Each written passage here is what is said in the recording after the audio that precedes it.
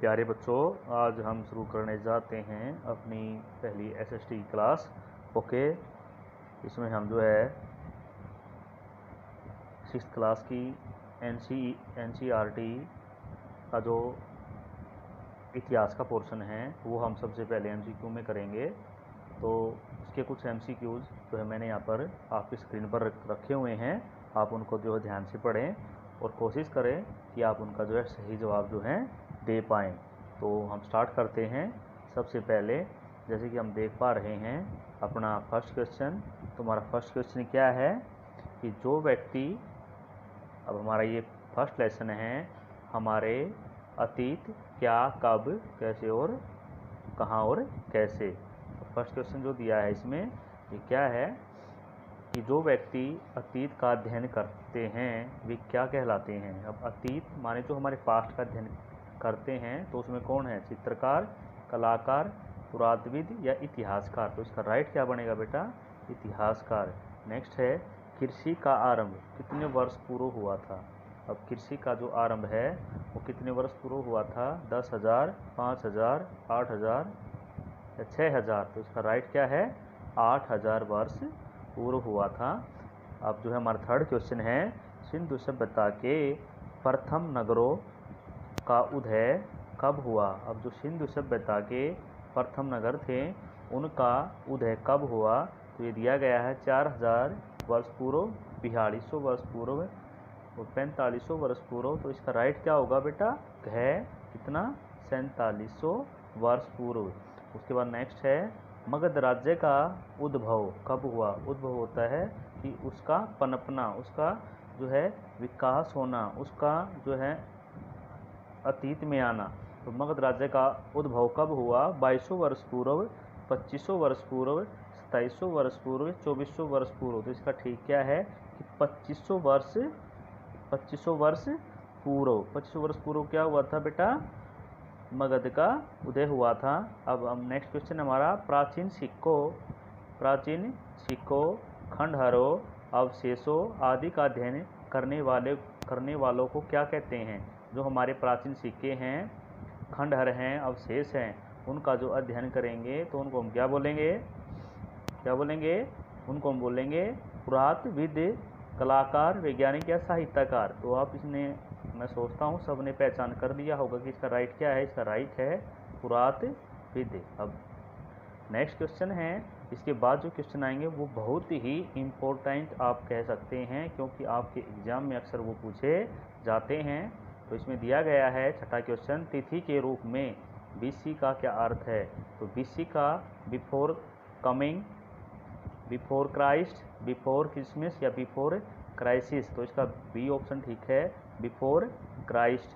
अगला दिया है तिथि के रूप में एडी का क्या अर्थ है।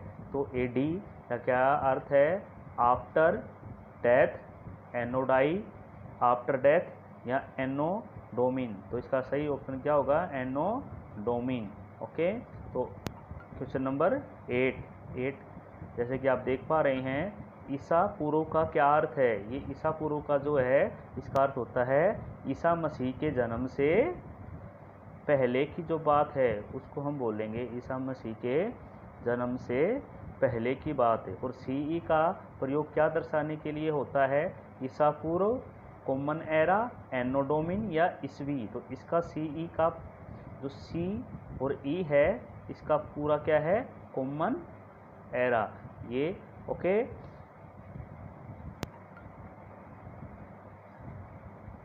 क्वेश्चन नंबर नेक्स्ट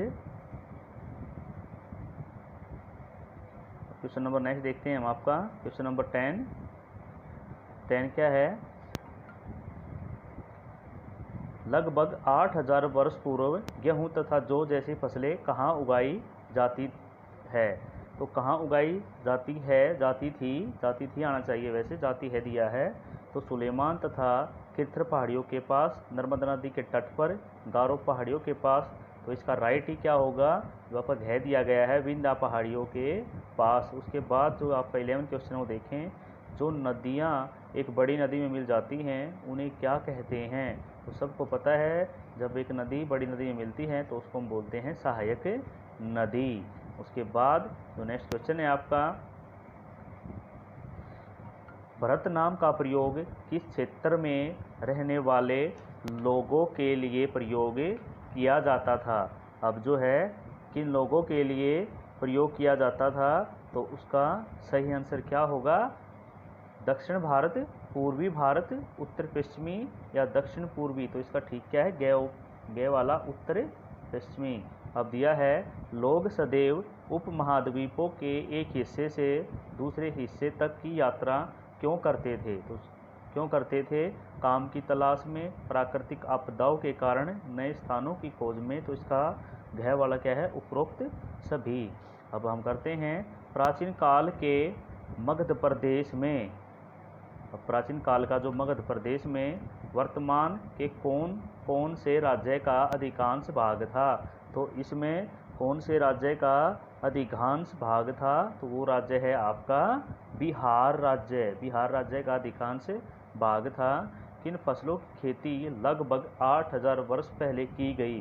अब इसमें देखो किन फसलों की, अब इसमें गन्ना है, कपास है, गेहूं तथा जौ है, और एक जो दिया गया है वो उपरोक्त सभी। तो आप देखोगे तो आप सीधा टिक करोगे कि उपरोक्त सभी, लेकिन इसका राइट क्या है, गेहूं तथा जौ। अब पढ़ते हैं क्वेश्चन नंबर 16, गंगा के दक्षिण के किस नदी पर मगध नामक साम्राज्य स्थापित हुआ है। तो ये कौन सी नदी थी जिस पर जो है मगध नामक साम्राज्य स्थापित हुआ था, तो वो थी आपकी कौन सी, सोन नदी। ओके। क्वेश्चन नंबर 17, इनमें से गंगा की सहायक नदी है, तो गंगा की सहायक नदी कौन सी है, यमुना। उसके बाद है, पांडुलिपियाँ किस पर लिखी जाती थी। तो पांडुलिपियाँ थी वो हमेशा लिखी गई भोजपत्रों और ताड़ के पत्रों पर। अगला है, ऋग्वेद की रचना कब की गई। तो ऋग्वेद की जो रचना है वो लगभग 3000 वर्ष पूर्व, लगभग 2500 वर्ष पूर्व, या 3500 वर्ष पूर्व, या 4000 वर्ष पूर्व। तो कब की गई, ये की गई 3500 वर्ष पूर्व। ठीक है। अब क्वेश्चन हम कर लेते हैं 20। ओके, क्वेश्चन नंबर 20 देखिए, भूजर नामक पेड़ कहाँ उगता था। अब जो भूजर पेड़ है जिसके हम जो है वो कहाँ पर उगता था, तो उत्तरी मैदान में, हिमालय क्षेत्र में, विंध्य पर्वतों पर। तो वो कहाँ उगता था, या मरुस्थल में। तो सोचो और इसका देखो कहाँ पर उगता था। तो इसका राइट क्या है कि हिमालय जो क्षेत्र थे वहाँ पर ये उगता था। प्राय पांडुलिपियाँ कहाँ पाई जाती थी, तो पांडुलिपियाँ कहाँ पाई जाती थी, अक्सर मंदिरों में, विहारों में, कैक है दोनों में, या महलों तथा किलों में। तो मंदिरों में भी और विहारों में भी, यानी कि इसका क्या है, गए दोनों में पाई जाती थी। अगला जो है आपका, शासक व समाज के प्रतिष्ठित लोग, शासक व समाज के प्रतिष्ठित लोग अपने कार्यों का लेखा जोखा अभिलेखों पर उत्तीर्ण करवाते थे। साधारण स्त्री पुरुष ऐसा क्यों नहीं करते थे।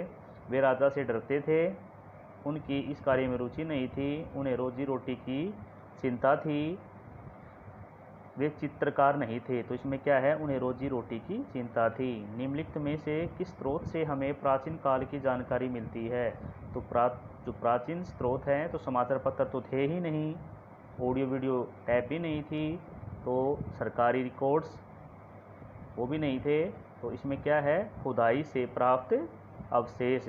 अगला जो क्वेश्चन है, अतीत में शासक व अन्य लोग अपने कार्यों तथा आदेशों को पत्थर अथवा धातु जैसी किसी कठोर वस्तु पर उत्कीर्ण करवाते थे। इन वस्तुओं को क्या कहा जाता था। पांडुलिपियाँ, अभिलेख, मठ या लौह स्तंभ। तो उनको क्या कहा जाता था, उनको कहा जाता था अभिलेख। क्या कहा जाता था बेटा, अभिलेख। उनको अभिलेख कहा जाता था। अगला है, किस शासक ने बड़ी संख्या में अभिलेख लिखवाए। मोस्ट इम्पोर्टेंट क्वेश्चन है। तो किसने लिखवाए थे बड़ी संख्या में अभिलेख। इसका राइट है अशोक ने लिखवाए थे। ओके। अब क्वेश्चन नंबर देख लेते हैं हम 26। आज की तिथि की गणना किसके जन्म की तिथि से की जाती है। तो इसका हमने पहले ही पढ़ लिया है, किसका था, ईसाई धर्म प्रवर्तक ईसा मसीह के जन्म से। ईसा मसीह के जन्म से पूर्व की तिथि कैसे लिखी जाती है। तो सबको पता है ईसा पूर्व। कैसे लिखी जाती है बेटा? ईसा पूर्व। उसके बाद है एनो डोमिन से क्या अभिप्राय है? तो एनो डोमिन भी हमने पढ़ लिया है, तो एनो डोमिन का कौन बताएगा? आप देखो और कमेंट करो कौन था एनो डोमिन से क्या अभिप्राय है? तो ईसा पूर्व ईस्वी ईसा मसीह के जन्म के वर्ष से या उपरोक्त सभी। तो इसका राइट क्या है? ईसा मसीह के जन्म के वर्ष से, एनो डोमिन। ओके, अब क्वेश्चन बचता है आपका नेक्स्ट क्वेश्चन नंबर 29 देते हैं। CE कॉमन एरा से अभिप्राय क्या है? कॉमन एरा ईसा पूर्व ईस्वी कै ईस्वी कै ईसा पूर्व गै विक्रम संवत या हिजरी संवत। तो इसका राइट क्या है? ईसा पूर्व। राइट क्या है इसका? ईसा पूर्व। अब 30 क्वेश्चन है। नहीं 29 जो है, सॉरी, इसका जो राइट बनेगा वो क्या होगा? ईस्वी। ये गलत हो गया बेटा। BC बिफोर कॉमन एरा से क्या अभिप्राय है? अब बिफोर कॉमन एरा ईस्वी ईसा पूर्व हिजरी संवत उपरोक्त में से कोई नहीं। तो इसका राइट क्या है? ईसा पूर्व।